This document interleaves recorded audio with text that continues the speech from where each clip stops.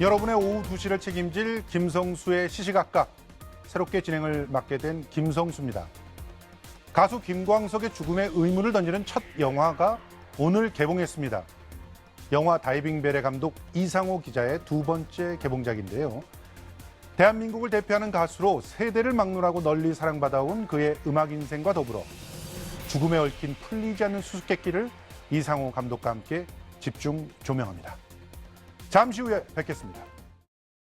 또 하루 멀어 사랑했지만 일어나 다시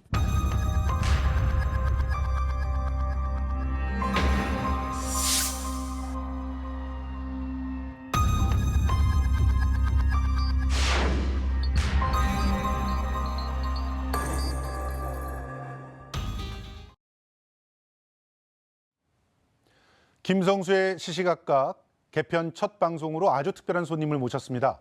영화 김광석을 연출한 이상호 기자, 이제는 감독이라고 불러야 될 것 같은데요. 고발뉴스 대표 이상호 기자 모셨습니다. 안녕하세요. 예. 그리고 영화 전반에 대해 날카로운 분석을 해주실 최영일 평론가도 함께합니다. 어서 오세요. 안녕하세요. 예, 반갑습니다. 20년의 취재 끝에 드디어 오늘입니다. 영화 김광석 세상에 빛을 보게 되는데 지금 눈시울이 아주 촉촉하게 젖어 계십니다. 감회가 아주. 예. 지금 소감이 어떠십니까? TBS 지난번 다이빙벨을 세상에 가장 처음으로 예. 방송을 통해서 공개해 주신 그렇죠. 고마운 방송사인데, 예. 김광석 사실 되게 우리가 친숙한 이름이지만 이 이야기, 지금 우리가 하게 될 이야기가 무척 민감한 얘기잖아요. 그렇죠. 그래서 잘 안 불러주시더라고요. 그런데 이번에도 처음으로 이렇게 손을 내밀어 주셔서 정말 감사한 마음으로 왔습니다. 예. 이상호 감독은 그동안 이제 세월호 참사라든가 또 삼성 엑스파일이라든가 남들이 손 잘 안 대는 그런 어떻게 보면 소재들을 열심히 취재를 해온 고발 전문 기자라고 볼 수 있는데 이번에 근데 가수 김광석을 다룬다고 했을 때 저는 사실은 좀 의아했었거든요. 네. 뭐 개인적인 어떤 인연이 있으셨던 거예요? 저는 전혀 없었어요. 그러니까 그 이분이 가장 핫할 때 예, 뭐 라이브를 1000회 하신 분이니까. 그렇죠. 네, 그렇죠. 천에 넘게 했죠. 그때 저는 경찰서에서 수습 기자 하고 있었거든요. 예, 예. 근데 사실은 이제 뭐 말씀을 드리겠습니다만 김광석 씨가 사실 유명해서 취재한 건 아니에요. 근데 취재하다 보니까 정말 음악이 엄청난 것들이었구나 하는 거를 뒤늦게 깨달은 케이스인데 그것보다는 어떤 변사자 전반에 대한 문제, 우리 사회가 변사 사건에 대해서 처리하는 시스템이라든가 공권력의 태도 이런 것들을 좀 고발한다, 알리기 위해서 사실은 취재를 했죠. 그럼 변사자들을 대표하는 네. 그래서 가장 상징적이라고 할 수 있는 인물을 취재하기로 결심한 것이다. 뭐 이런 얘기네요. 김광석 씨가 죽어서 예. 음악으로는 위로를 주지만 죽어서 이런 변사자들의 아픔을 또 영화를 통해서 위로해주기 위해서 저를 쓰신 게 아닌가 그렇게도 한번 생각을 해보고 있습니다.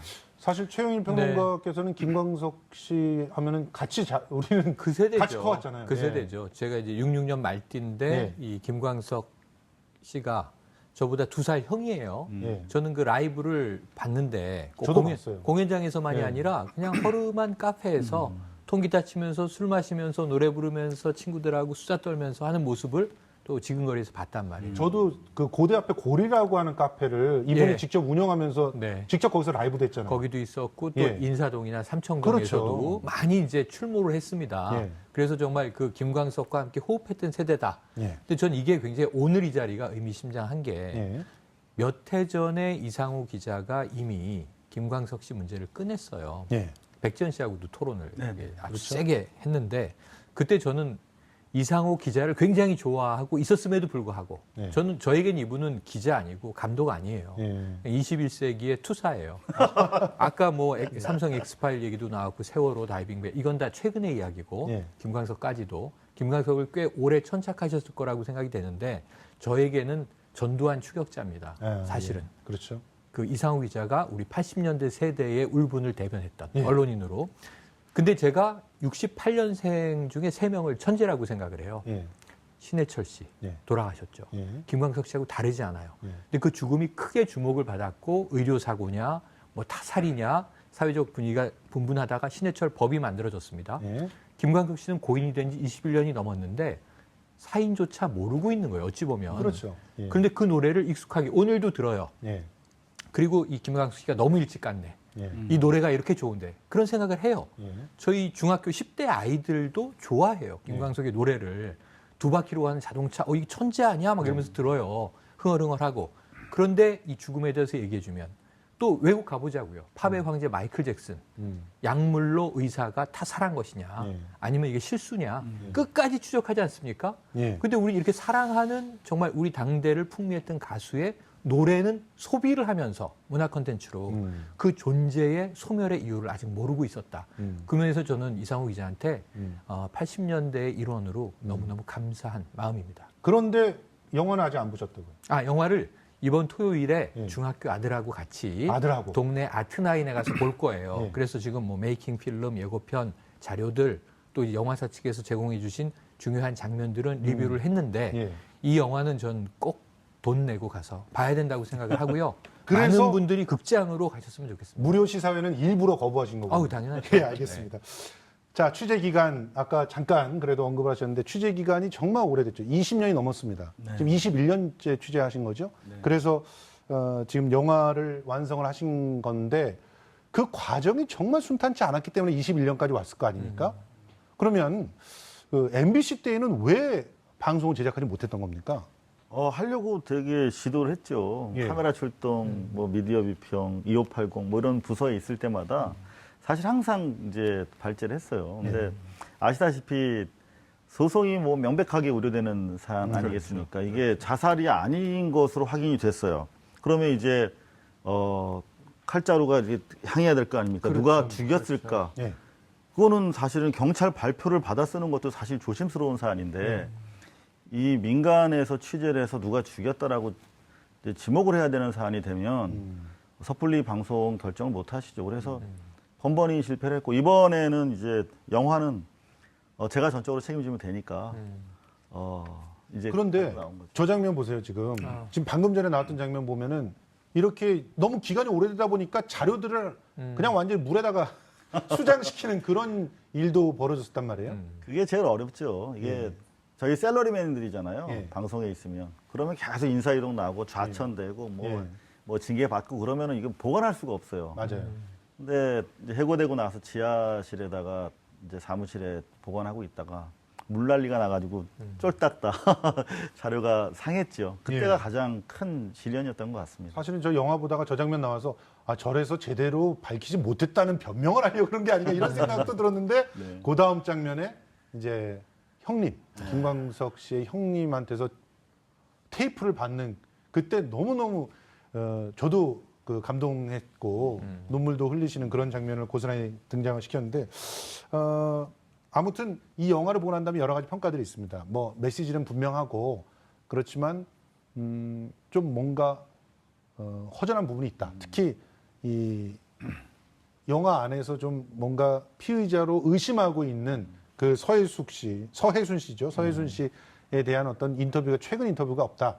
이런 부분도 얘기하시더라고요. 그러니까 그런 불만을 제기하시는 분들이 있어요. 그러니까 영화로 보시면 좋은데 이게 82분이라는 시간을 뉴스처럼 자료, CG 뭐 계속 이렇게 설명하면서 하면 따라오시기가 무척 피곤하거든요. 그래서 이번에는 완전히 영화 형식, 더구나 음악이 가미된 음악 영화 형식으로 다 풀어서 팩트를 해체해서 뿌려놨어요. 그래서 편하게 보실 수 있도록. 그래서 뭐 특검팀이나 뭐 수사 관계자들이 많이 와서 보셨어요. 워낙에 유명한 사건이고 의혹에 휩싸였기 때문에. 근데 그분들이 보시기엔 충분한 팩트들이 있는 거예요. 그리고 제가 명백하게 누구라고 명시는 안 했지만 이미 다 알고 계세요. 근데 우리 눈 밝은 뭐 요새 영화 팬들이 워낙 뭐 수준이 높기 때문에 충분히 즐기시면서 보실 수 있겠다. 그리고 서해순 씨는 영화 속에 세 차례 걸쳐 20년 동안 인터뷰를 한 게 나오고 최근에도 저희가 계속 취재하고 있어요. 하지만 이게 사건이 아니라 영화이기 위해서는 최근 거는 저희가 좀 빼놓은 상태입니다. 아, 그렇군요.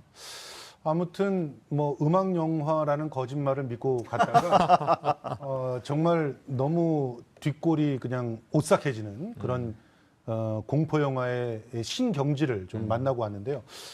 고인은 죽기 전날 밤 자택에서 아내와 맥주를 마시다가 말다툼을 한 후 전선을 목에 감아 자살했다고 알려져 있습니다. 그리고 영화에서도 그렇게 얘기를 해주셨죠. 하지만 영화를 보신 분들은 김광석 씨의 죽음이 자살이라고 하기엔 석연치 않은 부분이 많다는 것을 깨달으실 겁니다. 지금부터는 영화가 관객에게 제시하는 의문점을 하나씩 살펴보도록 하겠는데요. 먼저 첫 번째 의혹입니다. 부모님 놔두고 친구들 다 놔두고 그냥 실수해요. 그냥 술 먹고 그냥 장난하다가 그렇게 된 거예요. 실수다. 장난하다가 그렇게 됐다. 이건 도대체 무슨 의미인가요? 저 인터뷰가 예. 사실상 언론에는 거의 처음 공개되는 예, 그렇습니다. 것일 텐데 저 사건 발생 3시간 반 정도 지나서 인터뷰를 한 거예요. 그러니까 예. 저희 세브란스 병원 분양실이거든요. 예. 옛날엔 천막 치고 했었잖아요. 그랬죠. 천막 안에서 인터뷰를 한 건데 그때만 해도 아직 서예순 씨가 정리가 안 된 상황이에요. 그 이후에 이제 진술이 계속 바뀝니다만 저 때는 아직 준비가 안 된 상황에서 제가 발생 직후부터 이미 여러분을 만났어요. 서예순 씨 만나기 전에 가족들을 다 만났어요. 박학기 씨도 만나고. 근데 진술들이 다 다르면서 몹시 이상하더라고요. 그래서 서예순 씨를 기다리다가 천막 안에서 처음 인터뷰를 한 거예요. 당황하셨을 거예요. 요즘처럼 이렇게 작은 카메라가 아니라 ENG가 확 네, 들어오니까. 당황하시면서 이렇게 말씀을 하신 거예요. 그래서 저는 저 진술이 가장 진실에 부합할 것이다. 정리가 아직 안 됐으니까. 근데 저 때만 해도 자살이라고 말씀 안 하셨어요. 그냥 장난하다가 그렇게 됐다. 네, 저렇게 된 거고 나를 사랑한다는 걸 보여주려고 한다 저렇게 된 거다. 그래서 저는 처음 들었죠. 보통 미망인이라고 하잖아요. 그 약간 좀 그렇죠. 성적인 뭐 차별의식이 좀 들어간 말입니다만은 보통 그렇게 얘기하잖아요. 따라 죽지 못한 배우자를. 그렇다면 보통은 저희가 뭐 자살 사건 현장 많이 갑니다만 아이고 내가 죽였어 이렇게 얘기합니다. 보통. 맞아요. 보통 내가 죽였어 나 때문이야 뭐 이렇게 자책하고 아파하는데 저분은 처음부터 자살인데 장난하다가 자살한 거고 나를 사랑한다는 걸 보여주기 위해서라고 말씀하시더라고요. 그게 사실 20년 취재를 시작하는 단초가 된 중요한 대목을 오늘 저 네. 최영일 평론가가 네. 여기 오신 건 사실은 그 미스테리 많이 하시잖아요. 아, 그렇죠. 미스테리 실제로- 많이 합니다. 국내에서. 지금도 뭐 이 사건이나 사고에 대해서 계속 논평하고 있고요. 실제로 그리고 네. 뭐 책들 서평도 미스테리 네. 쪽에서 굉장히 많이 쓰셨고. 그리고 지금도 뭐 프로파일러들하고 하는 방송 프로들이 굉장히 예. 많죠. 그래서 지금 저 장면만 보면 직관적인 느낌은 뭐냐면 자살도 아니고 타살도 아니고 저 서혜순 씨 부인의 이야기를 그대로 해석하면 처음엔 뭐라고 적어야 되냐면 사고사 이렇게 사고사. 적게 돼요. 그렇죠. 장난이기 그러니까 때문에. 남편이라든가 혹은 자녀일 수도 있습니다. 가족 중에 누가 죽음을 목격한 상황에서 저렇게 이제 가장 가까운 가족이 저런 얘기를 하게 되면 아 얼핏 그냥 실족사인가 이 생각을 하게 되거든요. 그렇죠. 장난치다가 실수로 저렇게 된 거예요. 그럼 원래는 재미있게 해주려다가 미끄러져서 낭떠러지 같은 데 떨어진 거예요. 그런데 이게 문제는 저는 저 때 96년 1월인데 뉴스 보도가 생생하게 기억이 나는데 네. 유명 가수 김광석 씨가 자살한 채로 발견이 됐다. 그렇죠. 그러면서 이유도 뉴스에 나왔어요. 결혼을 했는데 불행한 결혼 생활에 다른 여자가 있는데 비관을 하다가 자살했다. 네. 이유까지 명시가 돼서 명백한 자살로 뉴스 보도 나옵니다. 네. 그리고 어떻게 그러면 사망에 이르게 됐나? 그러니까 목을 맸다는 거예요. 그런 경우는 우리가 왕왕 봅니다. 고 최진실 씨의 경우도 그렇고. 그런데 문제는 목을 맨 것을 우리가 실수나 장난이라고 하진 않아요. 그럼요. 그것도 아이가 아니고 예. 어른이에요. 성인이에요. 이 경우에는 우선 지금 직감적으로 서예순 씨의 저 정황 설명은 참 이상스럽다라는 생각은 누구라도 들지 않을 수 없고요. 극장에 간 관객분들이 그 얘기를 하시는 게 아까 음악 영화, 음악인 영화인지 알고 갔다가 난 호러를 보았다. 공포 영화를 보았다. 공지영 씨가 미저리 이후 가장 소름 돋았다. 뭐 이런 얘기도 하지 않습니까? 그렇습니다. 지금 결정적으로 진술이 바뀐 부분이 장난으로 그러다가 이제 결과적으로는 자살이 됐다라고 얘기하다가 나중에는 누구나 죽고 싶을 때가 있지 않느냐 이러면서 입장 변화가 돼요. 그러면서 그 이후에는 완강하게 나를 위해서 결과적으로는 자살을 한 거다 이런 얘기를 갖다 자꾸 덧붙이잖아요. 이렇게 변화된 그 심리적인 어떤 배경에 뭐가 있을까요? 글쎄요, 저는 뭐 사실 대단히 이제 지금부터 우리가 하게 되는 이야기가 민감한 이야기인데 이제 저는 이야기를 하려고 합니다. 제가 영화를 만들었고 영화를 만드는 과정에서 마지막으로 가장 힘들었던 부분이 내려놓는 부분이에요. 기자는 절대 추정하거나 추론하지 않거든요. 근데 영화 감독으로서 이야기하자면 저는 이 사안에 대해서 이제 저 서혜순 씨가 답해야 되는 그런 상황이다. 시점에 와 있다. 다시 말하면 많은 용의점들이 서혜순 씨로 하여금 설명을 지금 요구하고 있는 거거든요. 그게 지금은 법정 밖에서 이루어지고 있습니다만은 반드시 이야기해야 된다. 왜냐하면 최초 발견자고 그 지금 뭐 엄청난 재산권을 그 이후에 갖게 되신 그렇죠. 당사자시고 네. 그리고 그 직후에 여러 가지 일들 자살이라고 주장했던 많은 이야기들이 허위로 다 밝혀지고 있습니다. 우리 영화 안에서. 더구나 실제로 이혼을 당할 책임 소재를 지금 당시에 발생시키고 있었다는 거. 그게 바로 이제 여자 문제 때문에 자살했다라고 언론 플레이를 했었거든요. 네. 이분이. 그렇죠. 맞아요. 근데 그게 사실이 아닌 것이고 오히려 남자 문제가 좀 부각이 되는 부분이 또 있어요. 저희 영화 내에서. 이따 그건 얘기를 하려고 네네. 하는데, 그러니까 실제로 자살의 동의는 네. 김광석 씨한테 전혀 없었다. 그 이제 전혀라는 얘기는 그렇죠. 그러니까 모든 사람이 사실 마음을 알 수는 없어요. 그렇죠. 하지만 우리는 이제 상식적인 수준에서 접근해야겠죠. 상식적으로 가장 잘 나가던 가수였고, 그리고 모든 사람이 부러워하는 그런 위치에 있었는데 자살을 왜 했을까라고 했을 때 자살을 이유를 제공한 게 부인인데 그 이유들이 사실이 아니라고 하면 그러면 자살의 이유가 없다고 보는 게 맞겠죠. 그런 점에서 서혜순 씨의 진술이 계속 바뀌는 것이 어떤 자신의 어떤 잘못을 가리기 위해서 정당화하고 자기 최면이 반영된 멘트라고 생각을 하는데 예. 눈 밝은 관객들은 다 그걸 읽어내시더라고요. 예. 영상 속에서. 알겠습니다. 자, 그러면 두 번째 의혹으로 한번 건너가 보도록 하겠습니다. 목을 여러 번 감았는데 사건이 없다, 일정 부분에. 그거는 뭔가 이상한 거죠. 자, 이거 그 목 뒤로 줄을 여러 번 감았다. 이거는 뭐 그때 당시에 보도 내용에도 있었어요. 그런데 실제로는 사건이 하나밖에 없다라고 하는 게 이번에 어떻게 보면 최초로 밝혀진 내용 아닙니까? 네, 그렇습니다.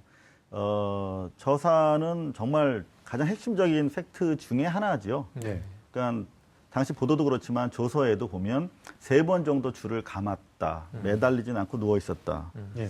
어떻게 이렇게 죽을 수 있지?라고 했지만 여하튼 이게 죽는 변사자들의 양상이 워낙 다양하기 때문에 뭐 3번 감아서 죽을 수는 있겠다. 하지만 좀 법의학자 인터뷰도 나옵니다만은 그러면 사큰이라고 하잖아요. 줄에 눌린 자국이 그렇죠. 3줄이 또는 겹치면 한두 줄이라도 그렇죠. 두껍게. 예. 정확하게 360도 남아 있어야죠.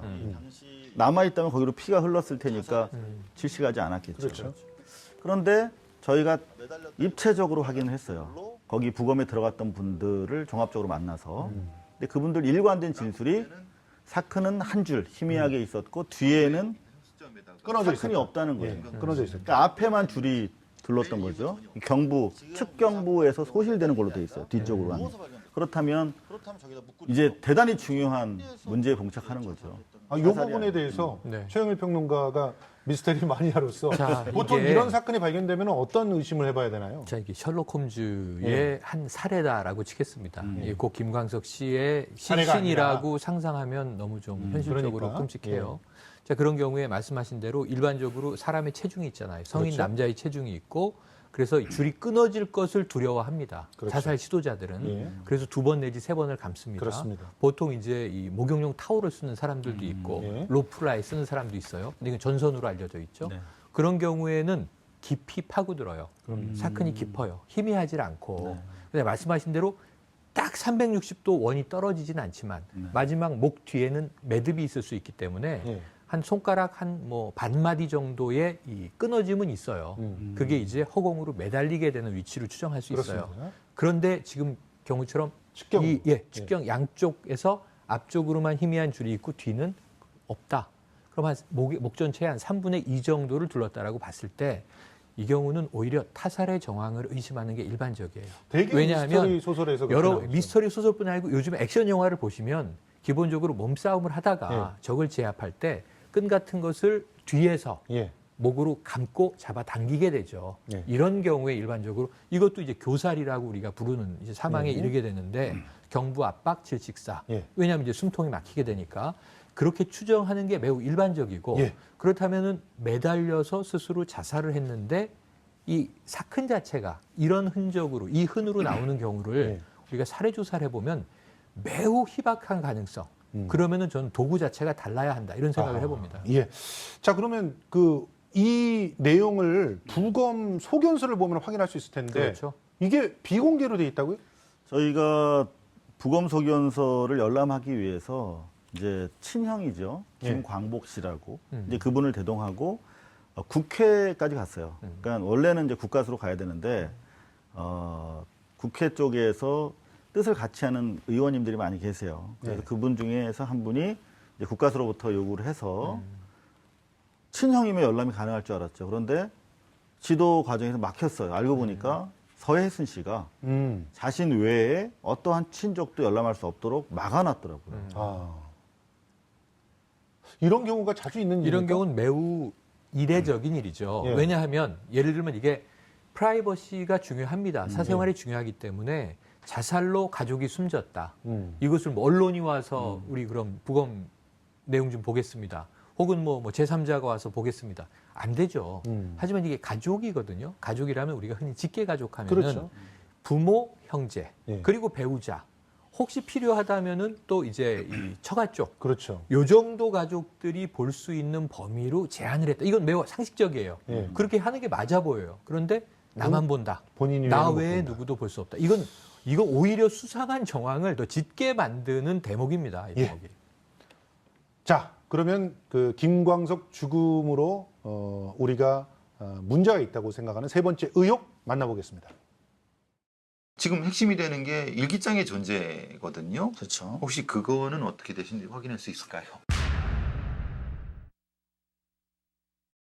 이 일기장의 내용이 충격적이에요. 원래 이제 김광석 씨는 저도 알고 있는 게 저도 이제 김광석 씨를 86년에 알았고 개인적으로 또 약간의 친분이 있었거든요.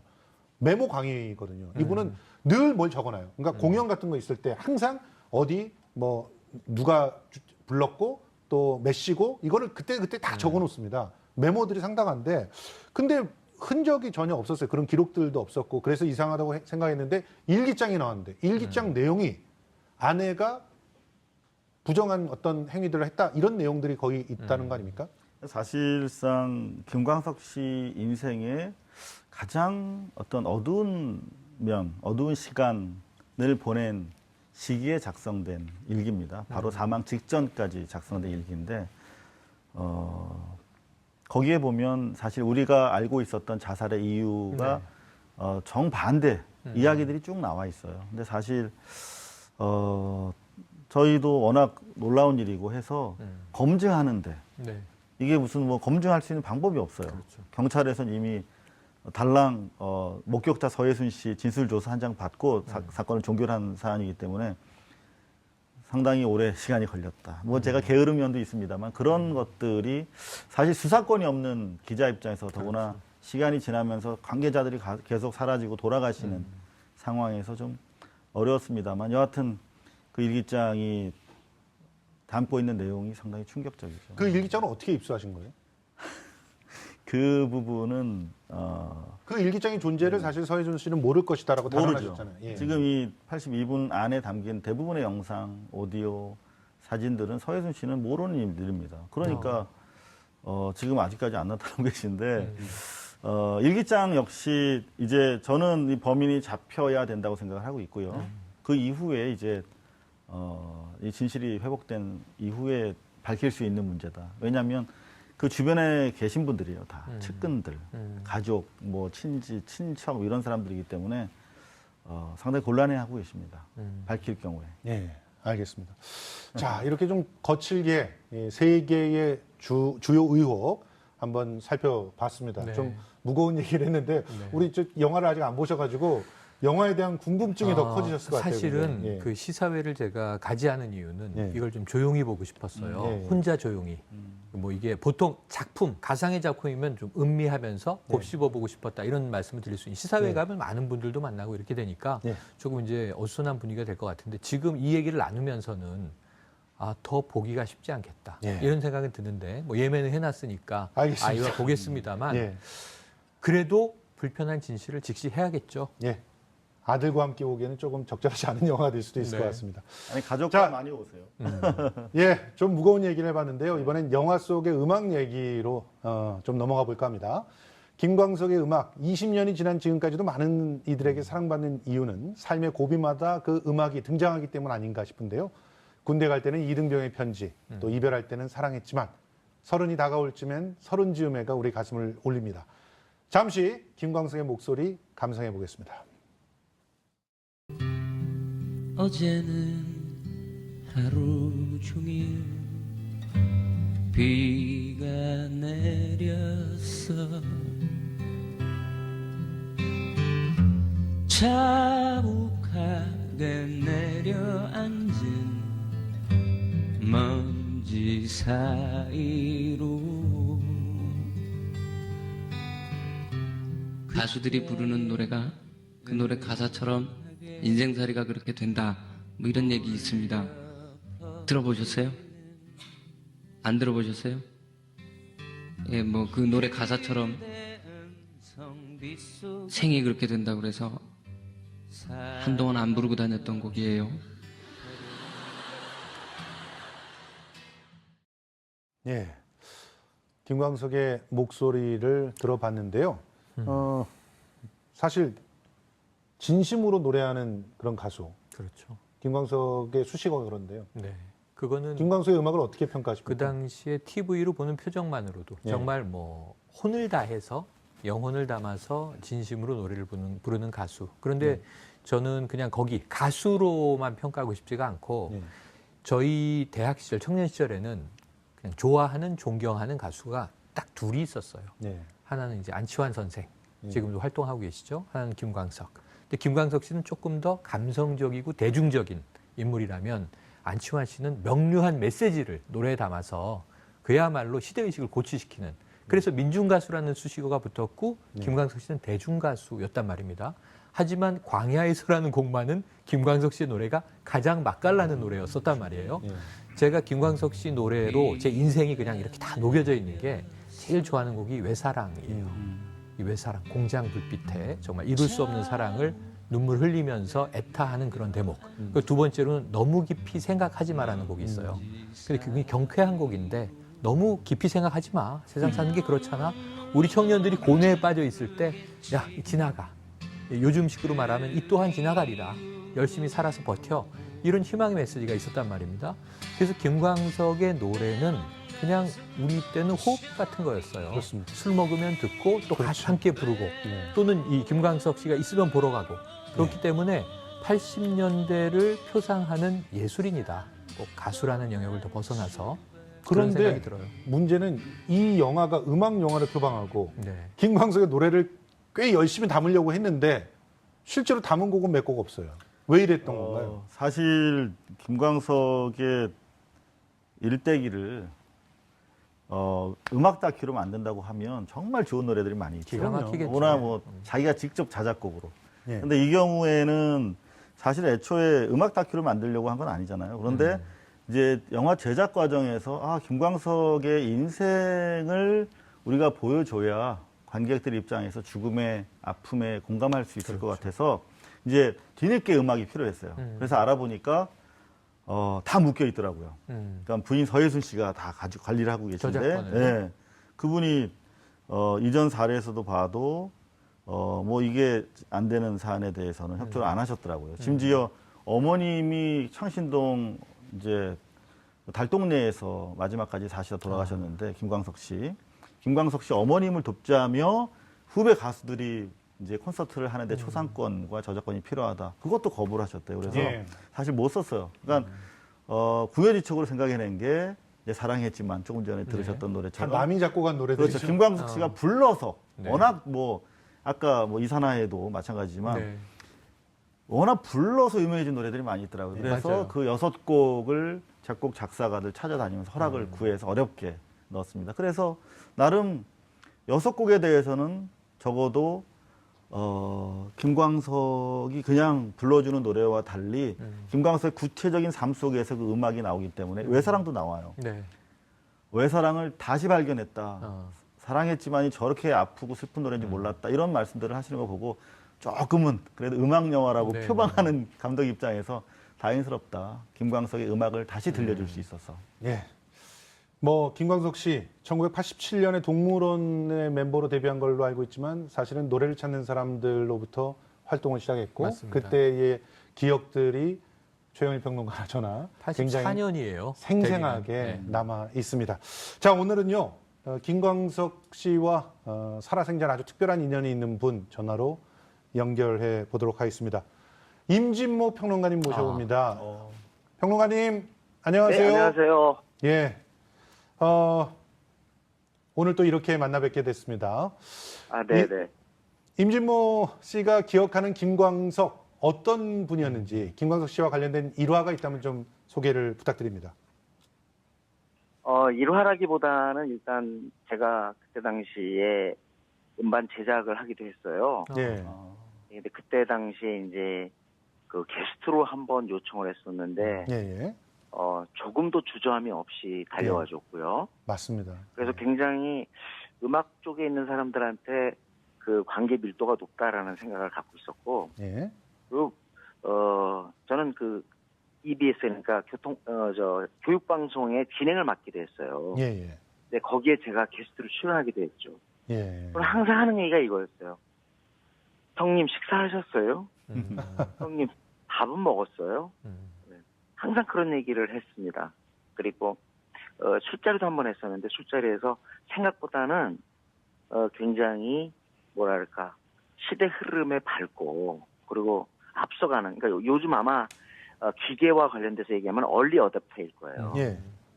그래서 막 그때 당시에 막 CD롬 얘기, 우리들의 뭐를 갖다 CD롬으로 해야 된다 하는 그런 얘기를 막 했던 것 같은데, 예. 아무튼 옛날 거를 고집하는 스타일이 아니라 계속 앞으로 나가는 것들, 새로운 기술, 뉴 테크놀로지, 막 이런 것들에 관심이 많았던 것으로 예. 기억이 나죠. 그런데 갑작스런 사망 소식 네. 접했을 때 그때 당시에 어떤 느낌이셨습니까?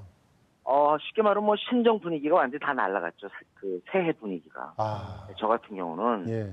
그 새해 되고 며칠 안 돼서였잖아요. 예. 그래서 아니 이게 도대체 말이 되나, 며칠 예. 전까지 만나가지고 그렇게 웃던 사람이 더군다나 자살을 했다니 이게 믿어지지 않아서 이제 거의 쉽게 말하면 자이언트 충격이었죠, 뭐 한마디로. 네, 예. 믿을 수가 없었어요. 임진모 씨께서 네. 이제 네. 뭐 영원한 가게 김광석 네. 그 매력과 또 우리 가요사의 네. 족적을 간단하게 좀 정리해 네. 주신다면 어떨까요? 매력은 일단 김광석 노래는 어떤 노래보다도 우리하고 그 음악가가 들려주는 소리, 그 메시지와 가장 가깝게 있어요. 예, 예. 가장 가깝게 있다는 건 그만큼 밀착되어 있다는 얘기인데 예. 곧 내기가 된다는 얘기죠. 예. 그 사람이 30쯤에를 얘기하면 정말 서른으로서 다가오고 예. 내가 이등병이 되고 내가 진짜 사랑이 안 된 것 같고 그리고 또 내 노래 부른다라는 개념. 예. 그러니까 1인칭으로 만들어주는 거예요, 우리를.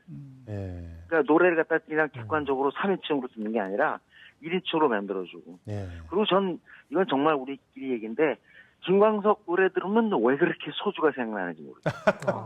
그렇죠. 맞아요. 제 생각에는 진짜 뭐 알코올 쪽에 아주 그 낭만적 알코올릭 음악의 거의 뭐 정점이 아닌가라는 생각이 들고요. 예. 그다음에 이제 음악사 쪽으로 볼 때는 아무래도 90년대 서태지와 뭐 김건모와 신승훈과 교수가 있던 시절에 예. 포크 음악은 예. 사실 70, 80 음악으로 조금은 밀려났죠. 물러나고 예. 있죠. 예.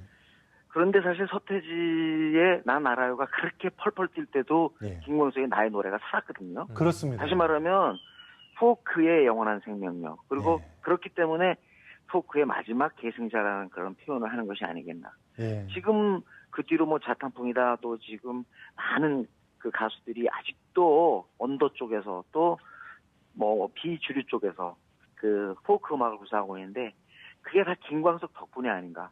제가 네. 볼 때 우리나라 포크 가수 중에서 김광석 레퍼토리 안 하는 사람 없을걸요? 맞습니다. 그렇습니다.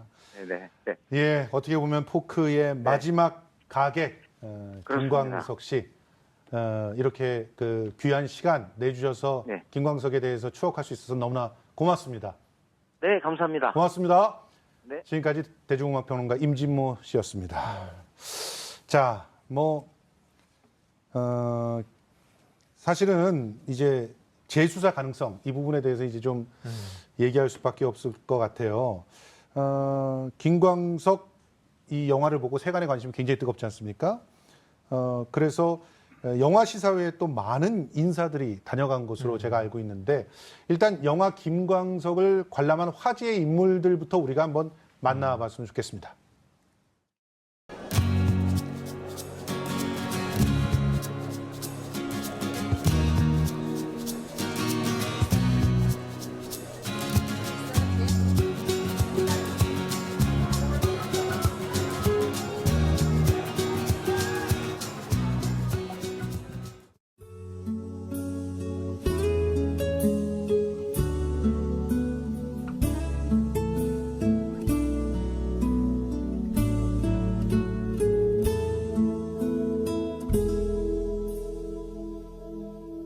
또 하루 멀어져 간다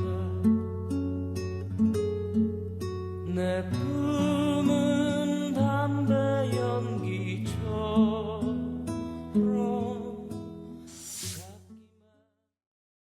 예, 지금 박영수 특검도 보였고요. 소설가 이회수 씨, 안민석 의원 참 많은 분들이 다녀가셨는데 박영수 특검 직접 초대하신 거죠? 대부분은 저희가 초대했고 박영수 특검 쪽 같은 경우는 먼저 연락이 오셨어요. 그러니까 박영수 특검이 원래 중수부장 하시기 전에 서울중앙지검 강력부장 출신이세요. 아, 그렇군요. 강력 쪽에서 담당하는 사건이기 때문에 워낙에 관심이 있으셨대요. 그래서 혹시 갈 수 있겠냐고 해서 그때 또 마지막 또 선고를 기다리는 그렇습니다. 이재용. 그렇습니다. 네. 그러니까 뭐 마음이 좀 이제 좀 복잡하셨겠죠. 그래서 단체로 그때 특검 다녀가셨죠. 쪽에서. 네. 시민 관객들 중에서도 인상 깊은 분들이 있으시다면서요. 굉장히 충격을 받으신 모습들이던데. 대부분 이제 김광석 씨를 좋아해서 오신 분들이 많죠. 예. 음악 듣기 위해서. 근데 음악을 들으시다 보면 이제 좀 놀라운 상황들이 펼쳐지잖아요. 예. 어떤 할머님이 제일 인상적이었어요. 그분은 펑펑 오열하시면서 나가시더라고요. 예, 예. 너무 자기 전에도 예. 듣는데 너무 안타깝다고 어떻게 이제 저 노래를 어떻게 듣냐고. 또 한 분은 이 영화처럼 만들었다고 제가 말씀드렸잖아요. 그러니까 끝내 영화인 줄 알고 나가시더라고요. 근데 좀 얼굴 알려진 배우가 없어서 조금 아쉽다고. 예. 그래서 여하튼 대단히 사실 한 10,000명 정도를 시사시켜드렸어요. 저희가 뭐 돈이 없잖아요. 홍보할 수 있는 방법이 없어서 여러분들이 보시고 알려달라고 사실 내놓았습니다. 네. 이렇게 좀 관객들이 보시고 네. 이 재수사를 해달라 이런 네. 여론이 좀 올라가면 재수사 좀 어떻게 가능할까요? 자, 저는 오늘부터 시작이라고 봅니다. 예. 시사회에서 정말 열심히 이제 우리 이상호 감독이 뛰어주셨지만 예. 영화사 쪽, 배급사 쪽. 하지만 오늘 개봉이에요. 그리고 아까 얘기를 대기실에서 깜짝 놀랐는데 희망이 있다. 지금 195개 관, 200여 개 스크린 예. 해볼만 합니다. 예. 사실은 그동안은 못 잡았거든요. 퐁당퐁당. 그럼 저도 이제 주말에 볼 거고 예. 여러 명이 몰려가서 저는 촛불혁명 어떻게 이루어졌나요? 에리카 체노워스 교수의 예. 3.5%의 법칙. 예. 전 국민의 3.5%가 거의 뭐 매주 나와서 예. 평화적으로 시위를 하면 버틸 수 있는 권력은 없다. 그렇습니다. 근데 우리가 그걸 실천해냈어요. 예. 좀 마법처럼 그게 맞을지 몰랐어요. 여기도 적용된다고 봐요. 법적인 한계가 지금 있다고 법조인들은 얘기를 해요. 하지만 문제는 법이 원혼을 풀어주는 법이어야지 그렇습니다. 원혼을 옥죄고 있는 법이면 그걸 어디다 쓰는 법입니까? 그렇습니다. 시간 흘러서 100년, 200년 후에 김광석 씨의 이 원혼이 자유로워지면 뭐 합니까? 당대에 못 그렇습니다. 풀어주면. 예. 그래서 여기에 대해서는 법적 방법을 강구해야 한다. 많은 국민들이 3.5% 나서면 저는 이 해결책이 나오리라 봅니다. 예, 김광석의 억울한 죽음 21년이나 지났기 때문에 공소시효도 지났습니다. 경찰의 재수사를 기대하기가 쉽지 않은데요. 재수사 가능성이 얼마나 되는지 손수호 변호사와 연결을 해서 자세히 들어보도록 하겠습니다.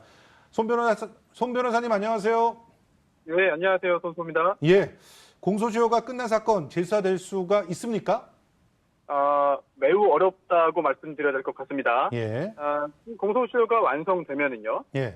일단 검사가 기소를 한다 하더라도 예. 법원에서는 연소 판결을 하게 되는데요. 아하. 그 유죄 판결을 선고할 수가 없습니다. 예. 그렇기 때문에 검사가 기소를 하지 않고 공소권이 없다라고 이제 그 판단을 하게 되는데요. 예. 그러다 보니까 결국 공소시효가 완성된 경우에는 재수사하기가 어렵고요. 왜냐하면 수사라고 하는 것이 기소와 처벌을 전제로 하는 것이기 때문에 예. 공소시효 완성된 사건에 수사력을 이제 투입하는 것이 다른 각도에서 보자면은 효율성이 떨어질 수도 있습니다. 예. 그렇기 때문에 굉장히 안타깝게도 공소시효가 일단 완성된 경우에는 수사를 수사기관이 공식적으로 착수하기가 어려운 상황이고요. 결국은 뭐 국회 차원의 진상조사라든지 이런 규명 노력은 가능하겠으나 수사기관의 본격적인 수사 개시를 재조사를 요구하기는 쉽지 않은 상황으로 보입니다.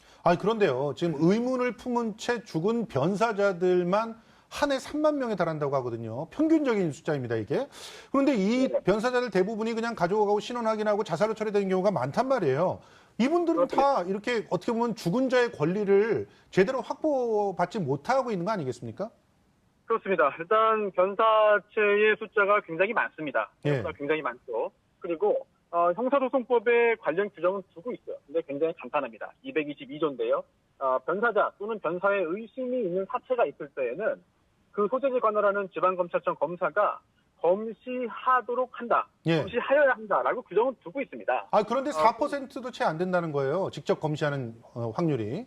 그렇습니다. 원칙은 그렇게 규정을 두고 있는데 여러 가지 여건상 이루어지지 못하고 있는 것이고요. 그리고 또 검사가 현장에 나가서 일단 여러 가지 상황을 판단을 하고 예. 그 후에 그 사체에 대해서요. 부검의 필요성이 있다라고 한다면 부검까지 이어지는데 예. 하지만 그 부검 필요성을 판단하는 게 또 검사 전문가 또 세부학이라든지 이런 곳에 전문가는 따로 있거든요. 그래서 응급실이라든지 이런 곳에 있는 의사 공이라고 표현을 하는데요. 그 예. 의사가 육안으로 보고 이거는 부검의 필요성이 있겠다라고 판단하면은 이제 부검까지 이어지는 경우가 많죠. 하지만 여러 가지 현실적인 여건상 그렇게 진행이 되지 못하고 덮이는 경우가 있는데요. 예.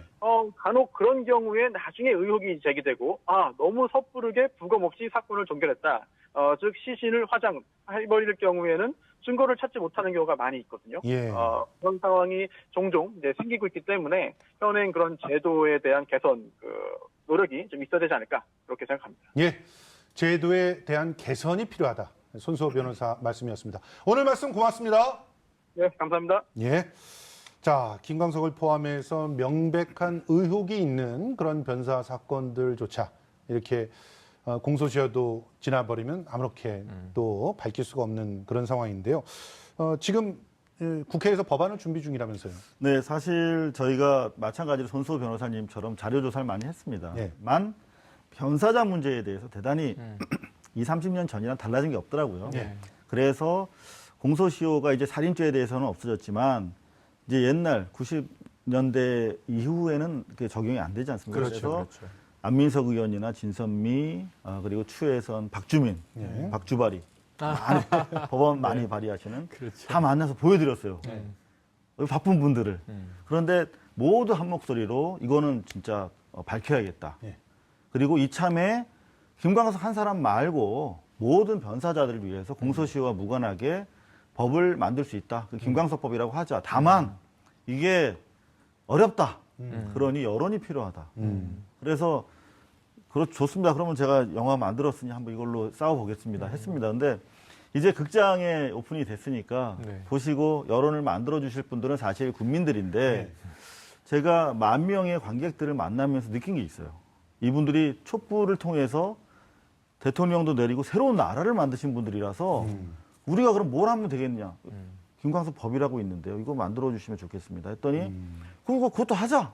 대단히 이렇게 힘있게 뭔가 에너지를 만들어 주시는 걸 느꼈어요. 그래서 많은 관객들분께서 이 영화를 봐주신다고 하면 국회의원들을 움직일 만한 동력, 여론을 만들어 질 수 있지 않을까 그런 기대를 하고 있습니다. 우리 시민들의 청원들 가능합니다. 짧게 한마디만 보태면요. 법을 바꿀 때 가장 고민은 형평성이에요. 그렇죠. 이 법을 바꾸면 누군가에게는 유리해지지만 또 다른 누군가에게 불리해지는 거 아닌가?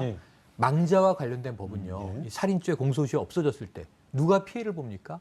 피해 보는 건 살인범밖에 없습니다. 맞습니다. 이거 이 변사자에 대한 소급 입법한다.